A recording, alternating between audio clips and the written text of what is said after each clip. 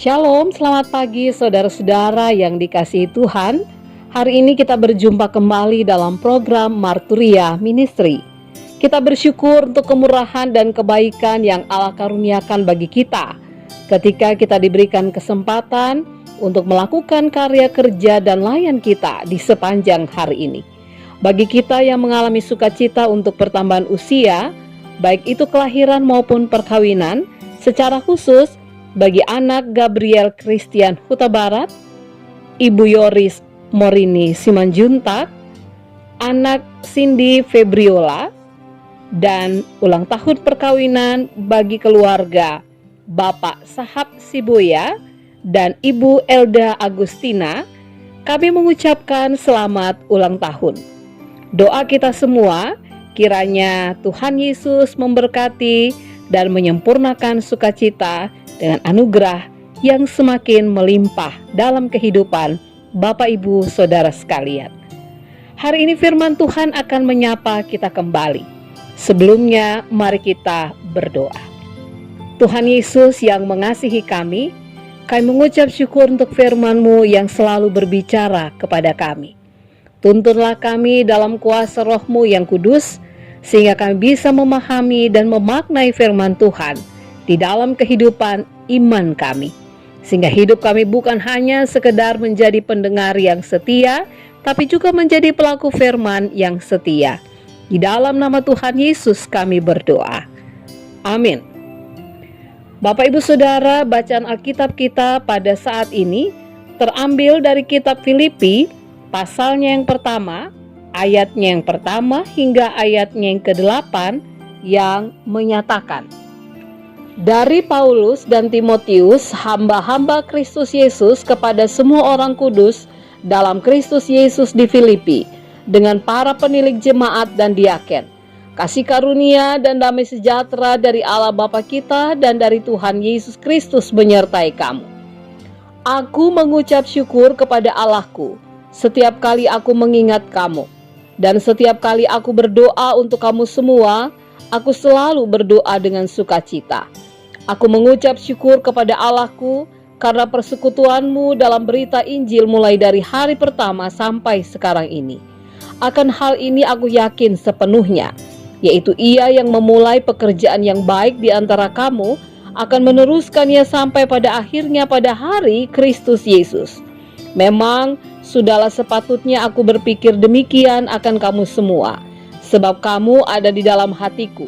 Oleh karena kamu semua turut mendapat bagian dalam kasih karunia yang diberikan kepadaku, baik pada waktu aku dipenjarakan maupun pada waktu aku membela dan meneguhkan berita Injil. Sebab Allah adalah saksiku betapa aku dengan kasih mesra Kristus Yesus merindukan kamu sekalian. Demikianlah pembacaan Alkitab.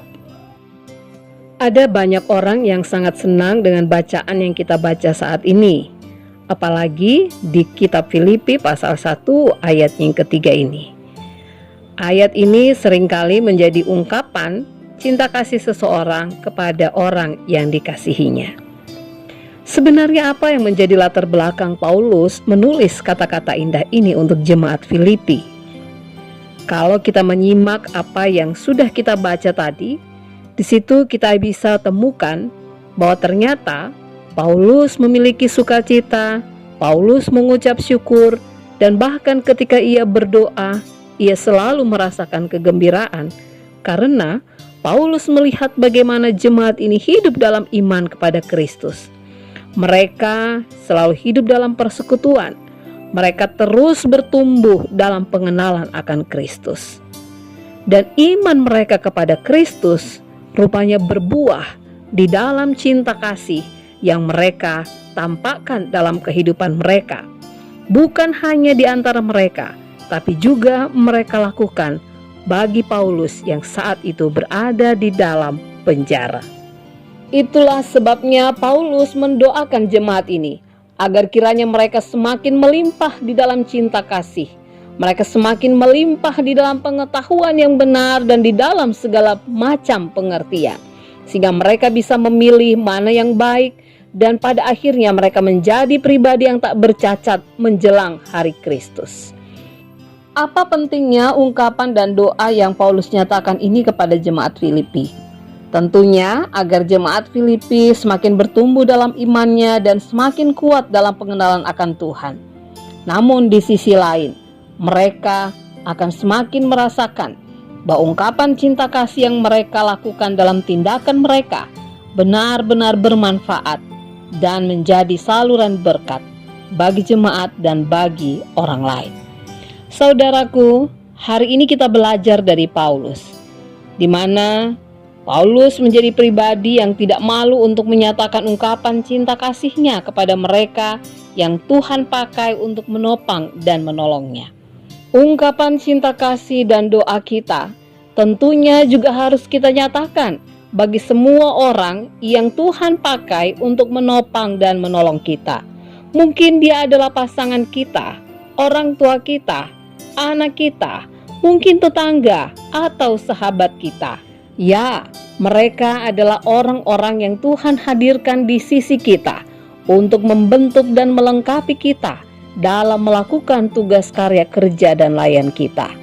Ingatlah, ketika kita menyatakan cinta kasih kita kepada mereka, hal yang tidak kalah pentingnya juga adalah teruslah doakan mereka agar kehidupan beriman mereka semakin bertumbuh dalam pengenalan akan Yesus Kristus, sehingga buah iman itu semakin nyata dalam tindakan atau perilaku hidup mereka yang senantiasa dapat menjadi saluran berkat bagi sesama. Amin. Bapak, Ibu, saudara-saudari yang Tuhan Yesus kasihi, mari kita berdoa. Tuhan Yesus, terima kasih untuk firman-Mu yang sudah dinyatakan bagi kami.